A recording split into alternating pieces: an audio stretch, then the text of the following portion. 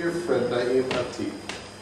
I will embarrass him just for a moment, and then he can put certain correctives into his self-introduction. But it is probably not an exaggeration to say that for 15 years at least, Naim has been probably the foremost theologian of liberation amongst the Middle Eastern peoples of all sorts. His writing is remarkable for its lucidity and its passion and conviction. Out of his own, with the issues of freedom and of hope. So I'd like to present this copy of the book to Dennis with great thanks.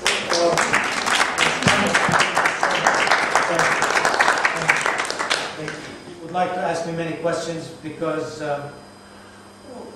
since you've been here, the situation totally changed with what's happening in Gaza, and actually I spent last night drafting what will be a statement, even more than a statement for Sabeel, and I was meeting all afternoon with some of the executive members of Sabeel, going over the text, and I have to go back home and change quite a bit of it because after the discussion that we had today.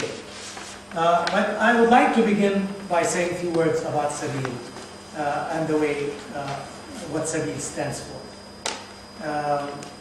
Sabeel is started as a movement, as I mentioned, began here, movement among Palestinian Christians to take on their responsibility as followers of Jesus Christ by providing a prophetic voice against or in addressing the situation around us. So the occupation of Palestine and the tragedy of Palestine started in 1948. My story comes in here. My family was living in a small town south of the Sea of Galilee, where I understand you'll be going tomorrow. If you go through the Jordan Valley, I don't know which way you're going to go. Yeah. If you go through the Jordan Valley, you will pass my hometown. Today, it is called Beit Shan. The Arabic name for it is Bisan. I was born in Bisan, and I have very fond memories as a child there. I come from a very, very large family. I had 7 sisters and 2 brothers. Now I have 6 sisters and 1 brother. So my oldest 2 members of my family passed away, and we had a wonderful life in Bisan. My father was what people would call today jeweler. We call goldsmith, silversmith. So he did all the work. In those days, not very many machines. Most of it was done on his hands, whether bracelets or earrings or rings or whatever. And he was the only goldsmith in town, so we had a wonderful business because around Bisan, where we had over 25 Palestinian villages. And Bisan was that small city where everybody came to shop, So my father built 3 houses, bought a land. He had a wonderful garden. We were very comfortable in our life there. And then in 1948, our life changed when the Zionist soldiers came in, and we did not fight. We did not have any army. There were no battles. No people were killed. But they came in occupied the town. And a few days later, they said, everyone needs to leave town. And if you don't leave, we will kill you. So we had no choices. We left our houses, our town, with the clothes that we had on our back.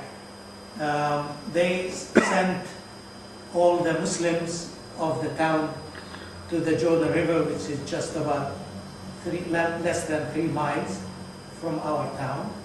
So when you are driving through, if you look to the right, the Jordan River is very, very close by. So they sent all the Muslims there. And they took all of us Christians, put us in buses and trucks. And they dumped us outside the city of Nazareth. And so we could never go back to our homes. We were never compensated. It was just as if this is the way life has to be.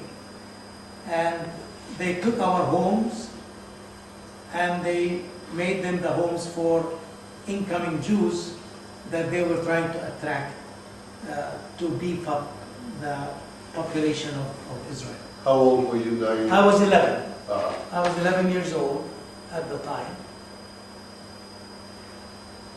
But I remember very vividly what happened. And in my first book, I go into details of the story of Bisan. Anyway, what happened to our town happened to many Palestinian towns throughout Palestine. And thousands and thousands of people were driven out, or they were scared and they fled from their homes and were never able to go back to their homes. Now we can document, and this is what many people have done, and this was the theme of the conference last November. We can document over 531 towns and villages throughout Palestine that from which Palestinians were driven out, or they were displaced. And in order to prevent the Palestinians from returning to their homes, because some people thought they're leaving home like you would if there is a tornado, there is some fear that you have. You leave your home and you say, we go for a few days with our relatives, then we go back. People thought that that would happen, but they couldn't go back. And in order for Israel to prevent them from returning, they bulldozed over 500 villages and towns. They just went, blew up the houses, they stole, they robbed many of the contents of the houses, and then they just blew up the houses. So if a Palestinian family wanted to go back, there was nothing to go back. This is really why the Palestinians today, after 60 years, are still crying out for justice. And the United Nations has said Palestinian refugees need to go back. The Palestinians need to have a state of their own next to the state of Israel. Israel has prevented that from happening. Now, most of this side of the story is unknown by people in the West. Because Israeli propaganda is so great that people have bought the Israeli story. People in the States know very much about the Holocaust. They know about the suffering of the Jewish people, but most people do not know that the Palestinians who paid the price of European anti-Semitism. So it was Europe, the Holocaust was in Europe, the Palestinians had nothing to do with the Holocaust, but we lost our homes, we lost our Palestine, we lost our country, and Israel came into being. So the tragedy of 1948 was repeated in 1967 when Israel was able to occupy all of the West Bank, East Jerusalem, the West Bank, and the Gaza Strip. And that's really part of the background. Part of the background. Now, Sabil came into being beginning of the early 1990s in order to lift up a voice for justice. Now, it is not that there were people before Sabil came into being that spoke about justice. I mean, there were people who spoke about justice. But by and large, many of the churches, many of the bishops, did not want to really offend the Israelis. And so the church basically was not very vocal about it. It was pretty quiet. And, but the people everywhere have been very upset by the hierarchy of the churches and the hierarchy and the leadership of the government, Arab governments, Islamic governments, because we believe that the churches and Arab leaders could have done so much more because the Arab states have quite a bit of resources. They could have used those resources to put pressure on the Israelis. I'm not talking about, because Sabil is committed to non-violence, I'm not talking about wars and armed struggle. I'm talking about, there are many different ways where people of power can put pressure. They can use, we talk about, at Sabil, we talk about divestments, where if the church is investing its money in a way that Israel is benefiting from those investments, then the church morally is required to move its investments and put it in a way that is more moral. So we call people to have a morally responsible investment. And I think we can do so much more. This is only one example that the church can do. This is what the Arab leaders can do. And unfortunately, most of the time, this is not happening.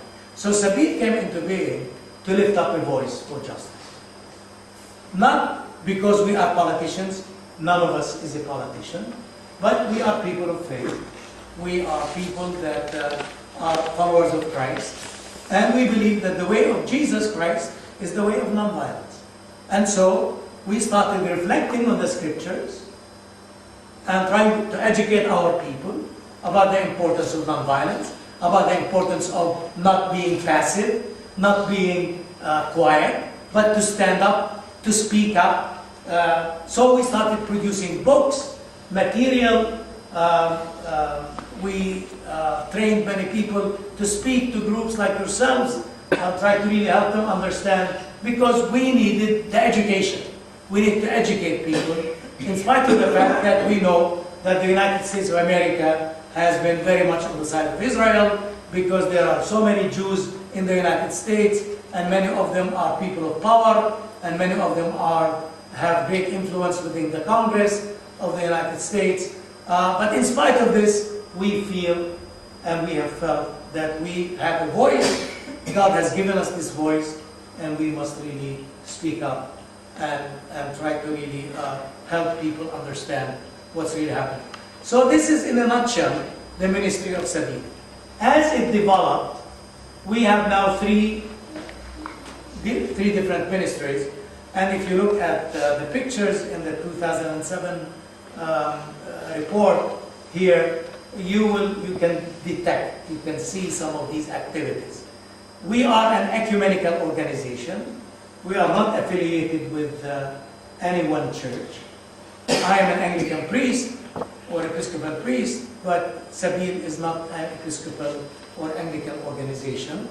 And actually, in the beginning of the ministry of Sabil, the church that started supporting us before any other church was the Presbyterian Church in the United States. They were very much supportive. They continue to be supportive of the ministry of Sabil. But over the years, we have now the support of almost all the what we call mainline churches in the United States. But besides that, we have the support of Europe, in the UK, we have Friends of Sabir in all of these areas, and we have Friends of Sabir even in Australia. You know, these are small groups of people. They are not employed by Sabir. They are people who have a conscience, who want to really do something for justice for the Palestinians, and it is all voluntary work. So Sabir is ecumenical. One of the main programs of Sabir is to bring the Christian community closer together. If you know the history of this area of the world, of the Middle East, you will know about how sad it has been, because ever since the 4th, 5th centuries, we experienced divisions within the Christian community, and these Christian communities that still exist, there were times they did not even speak to each other, although they are all Christians, you know, because of the divisions.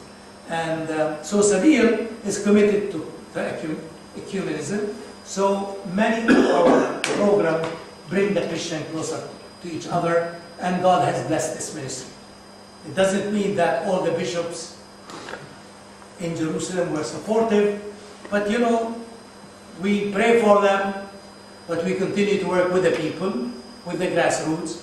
And now, a miracle has taken place, because now every bishop, archbishop, patriarch is supportive of the ministry of Sabir.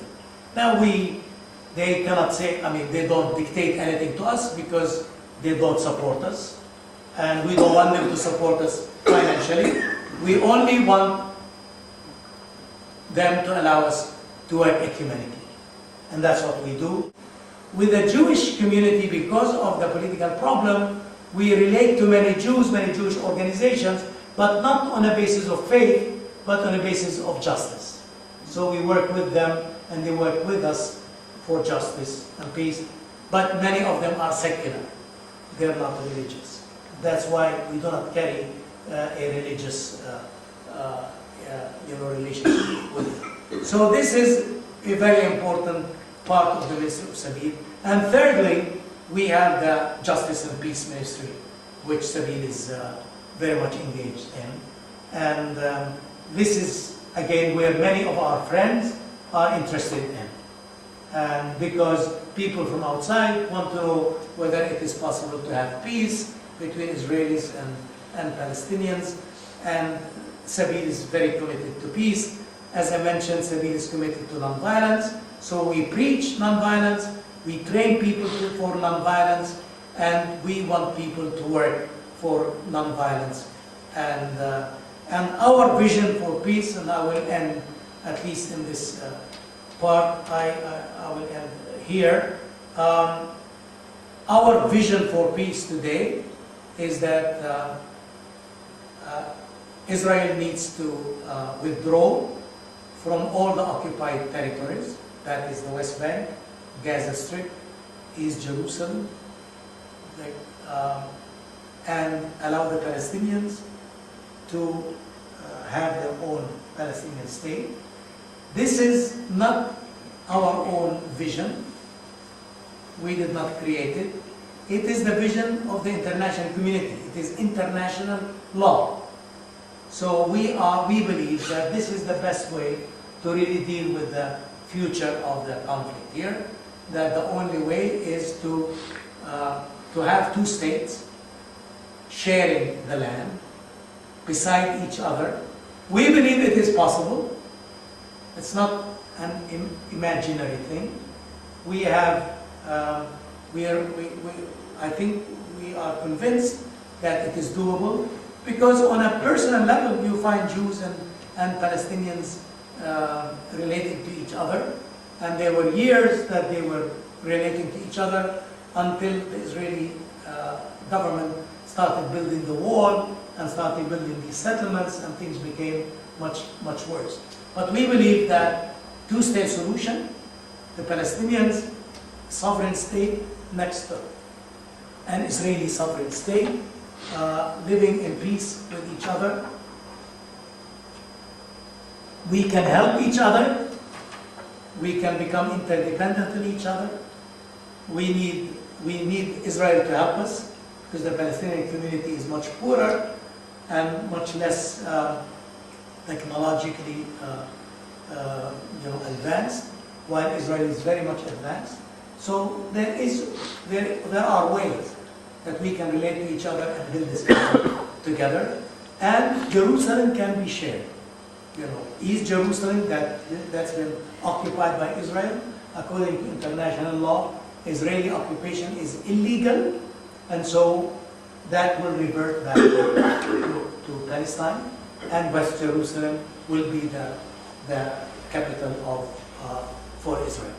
I have many of these things I spelled out in greater details in the new book, which I presented a copy to Dennis.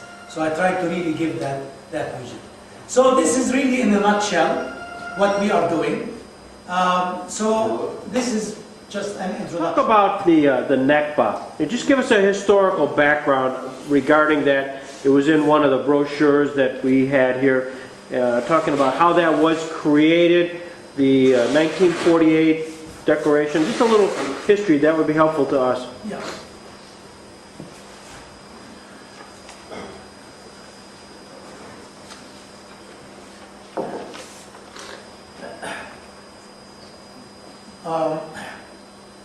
Palestine has always been populated by a mixture of people. So since the 7th century, when the Arab Muslims came to Palestine, Palestine was mainly Christian at that time. And then the Arab Muslims came. And also it was populated by a very small Jewish community. Most of the Jews by then had left the country. Many of them were living in the Arab countries, many of them in Europe and in other places. So that's, if you're looking at history and beginning from the 7th century, when the Arab Muslims came, gradually the Arab Muslims began to become greater in number. And then you have the Crusades and all the tragedy of the Crusades. And by the 19th century, again the Muslim community was the largest. The Christian community was number 2, and the Jewish community was smaller.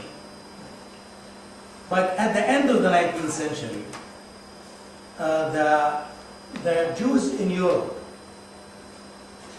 and their big communities in Russia, in Poland, in other places, Jewish communities were feeling that although Europe was undergoing many changes, and some Jews who were living in the ghettos of Europe were able to break out of the ghetto and begin to lead a more European life, but they were feeling that it was not really easy to be a Jew in Europe living among a majority of Christians. And that many of the leaders of Jewry in Europe felt that if they really wanted to become fully European, they needed to accept Christianity. So when you're reading some of the books, this debate is very clear. And actually some Jews became Christians because they felt this is the only way. You have to become a Christian if you wanted to live with the Christians of you. At the same time, there were other Jews who as a result of the persecution of Jews and some pogroms, some killings of Jews in Europe, they said, look, it's not going to work out. It's not going to work. We don't want to be Christians, and we cannot live with Christians. The only way out is to find a place where we can call our home, and we would have our own state. So the founder of what became known as Zionism was a man by the name of Herzl. Herzl was a Jew from Vienna. So he started thinking about what would it take, for that to happen. And he wrote a book, The Jewish State, in which he tried to really articulate a vision for finding a country where they can have the Jews of Europe, the Jews everywhere to go to, and build a Jewish state. And he tried to find a sponsor for this project, but none would accept to sponsor Zionism. It's a long story, but ultimately the British in 1917 gave what became known as the Balfour Declaration, historically, and all these things you can Google, and you can get all kinds of history nowadays, so it's so easy, But in 1917, towards the end of the First World War, the British government told the Zionist leadership in Britain that they will support such a project in Palestine. Although there was a time in which for Herzl, it did not make any difference where that country would be. In fact, they were considering a place in Africa. They were considering a place in Latin America. I mean, they wanted a place away from Christians of Europe, But in 1917, to make a long story short, they accepted,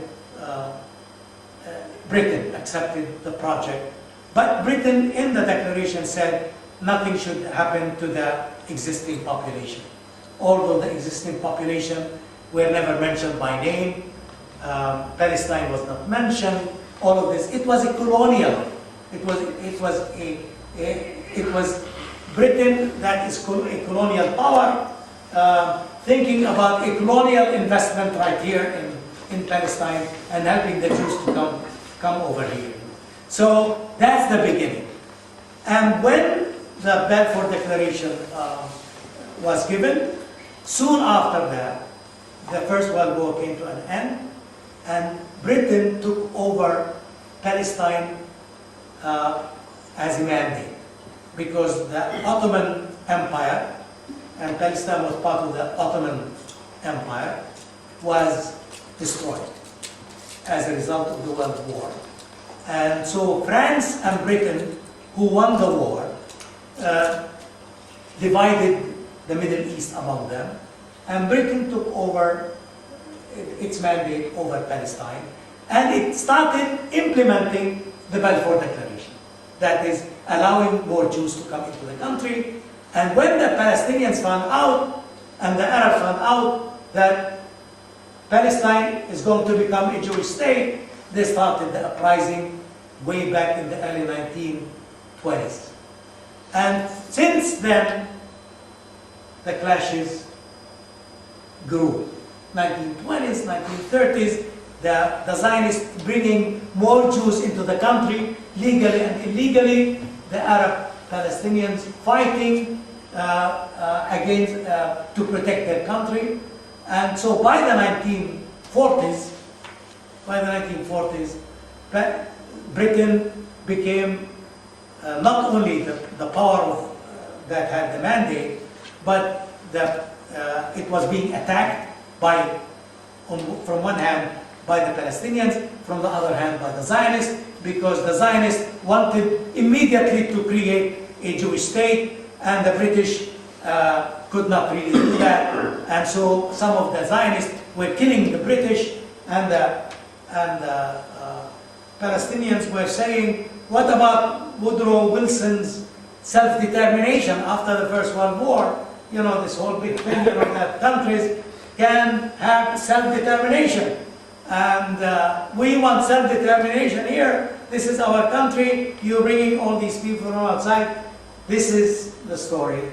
So the British pulled out from Palestine, and the Americans helped the Zionists again politically, and the United Nations has just come into being after the Second World War, and because of the Holocaust, because of the misery and the tragedy of Jews, the sympathy of the Western powers was on the side of the Jewish people. And many people did not know about Palestine here. In fact, many people in the West thought that Palestine is an empty country, that God has left it empty after the Jews left it, and so the Jews now can come back and reclaim their old home. People did not know that Palestine has been populated by the Christians and by the Muslims and by many Jews also since the last 2,000 years. And then when the United Nations took over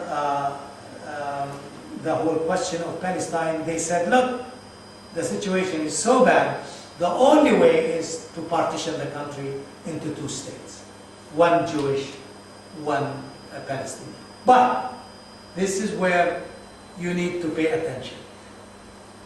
The Palestinians, who made up over 90% of the population at that time, were given less than 45% of their country. And the Jews, who owned less than 6% of land, they owned less than 6%, were given gratis over 55% of the land. And the Palestinians said, this is unjust. This is our country. We've always been here. And that started the whole Nakba. You know, the Palestinians were not equipped. The Zionists had an army, trained, many of them were trained by the British. Some of them fought with the British in the Second World War. They had the means, and the Palestinians, some of them had rifles. They were not organized. They did not even imagine that they will lose their country. But what happened is that when the war started between the two sides, the Palestinians found themselves totally unequipped and totally unprepared. And then the Nakba, which I talked about in the beginning, you know, people driven out by the Zionists from their homes, and hundreds of villages destroyed and bulldozed, and that's really the background to the whole conflict. It's the best explanation I've ever heard. Yeah, well, Yeah, that was good. we have time for one more question and 6 minutes to answer it. And I'll let Amy ask it.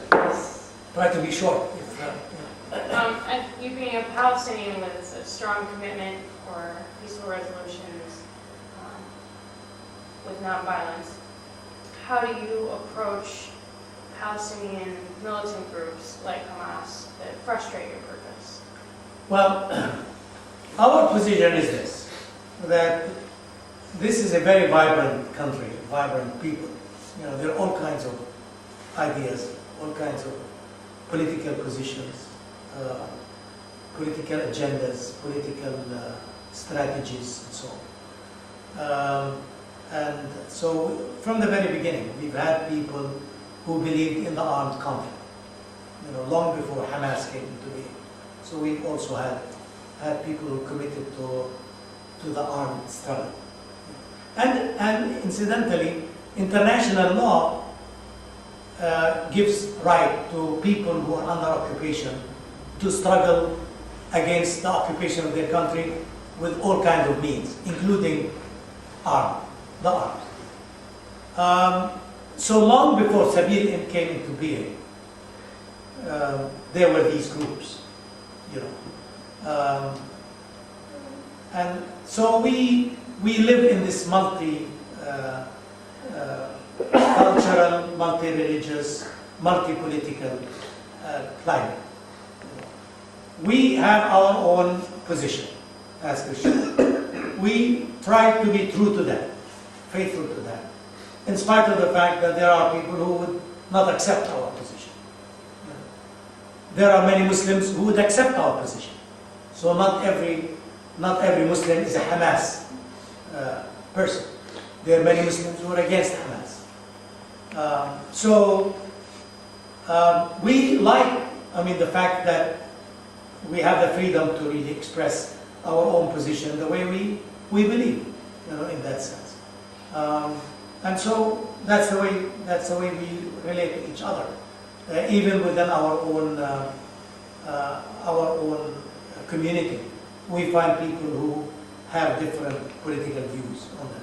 I'm sure now when our friends who will come to bid us Christmas greetings, there will be people there who would have different views than maybe Sabine, But I accept them. I hope they accept me, in that. But we feel that for us as a Christian community, it is easier. I'm not saying it is automatic, but it is easier to really relate to our Christian people about nonviolence and try to really nourish the nonviolent approach. So that's the way we really do it. Just accepting each other's and struggling. And in the statement that we will be issuing, it's very clear where we stand. We are committed to nonviolence. We feel what's happening in Gaza is a crime by the Israelis, who are the initial criminals. But the response of the Palestinians is as criminal, and that is not going to really lead us to peace. And so we have a different, which is exactly the way Jesus, and that's why we learn so much from our faith. This is the way Jesus saw and analyzed the situation of his days, because he lived in a situation where there were also the terrorists and the people of violence in his own community, and there were the people who were collaborators with them. So it's the same thing, and in the book I try to really see the comparison between the groups, the political groups that Jesus was dealing with, and the groups that are almost the same that we are dealing with, and so on. And yet, I think we need to be true and faithful to what we believe, God is calling us to do. I hope I've answered. Thank you so much. You're welcome.